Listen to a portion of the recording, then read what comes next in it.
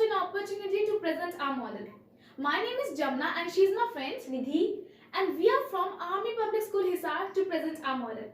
Our model is based on angle bisector, angle trisector and angle quadrisector. Hey friend, look what I have made. What you have made and what is this? This is an angle bisector. What do you mean by an angle bisector? An angle bisector divides an angle into two equal parts. Means that it will divide an angle into two equal parts? Yes, you are right. Can you give me an example for this one? Yes, sure. Suppose we have an angle 60 degree that will divide this angle into two equal parts, that is 30 degree each. Now I think that I can guess about this one. Is it also an angle bisector? No, this is not an angle bisector. This is an angle trisector. Now what that angle trisector term is? An angle trisector divides an angle into three equal parts. Can you give me an example for this one as well? Yes, sure. Suppose we have an angle 60 degree that will divide this angle into three equal parts, that is 20 degree each. I know this one. This is an angle quadrisector. It will divide an angle into four equal parts. For example, if we are having an angle 80 degree, then it will divide that angle into four equal parts, that is 20 degree each. Can we prove them also? Yes, we can also prove them. Let's start.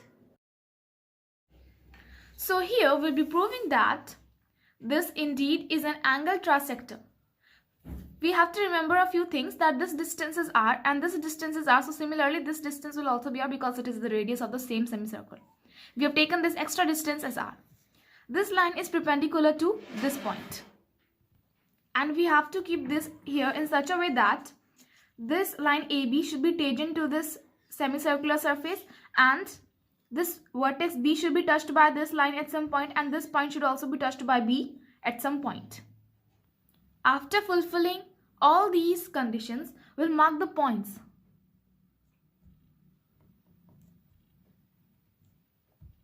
The points which we have marked is first of all the center of the semicircle, this point, and this where it is tangent to it. We will join these points. We'll name them as well. Then we'll join these points to the vertex B and we'll form rays. After making rays, we can measure them with the help of a protractor.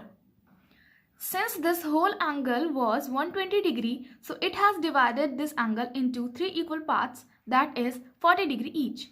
Here we can see that this angle is equal to 40 degree. This angle is also equal to 40 degree. And this angle is also equal to 40 degree. Since we have made this with the help of this, so these are just the corresponding distances to this one. We can see that this distance is r and we have also taken this distance. And this whole distance is this. Means that they will also be equal to r. Since it is radius along with the tangent, here it was radius along with the tangent, so it will form a 90 degree angle here. Similarly, as I have told you earlier, that here this line was perpendicular to this point, so it will also form 90 degree angle here, which means corresponding distance here. Now here, these two triangles, they are congruent by RHS because they have one common right angle, common hypotenuse and the same distance r. Similarly, these two triangles are also congruent by the criterion SAS. Since they are congruent, angle 1 is equal to 2. Since they are also congruent, angle 2 is equal to angle 3. Since all the angles are equal, angle 1 is equal to angle 2 and angle 2 is equal to angle 3, means this angle trisector works.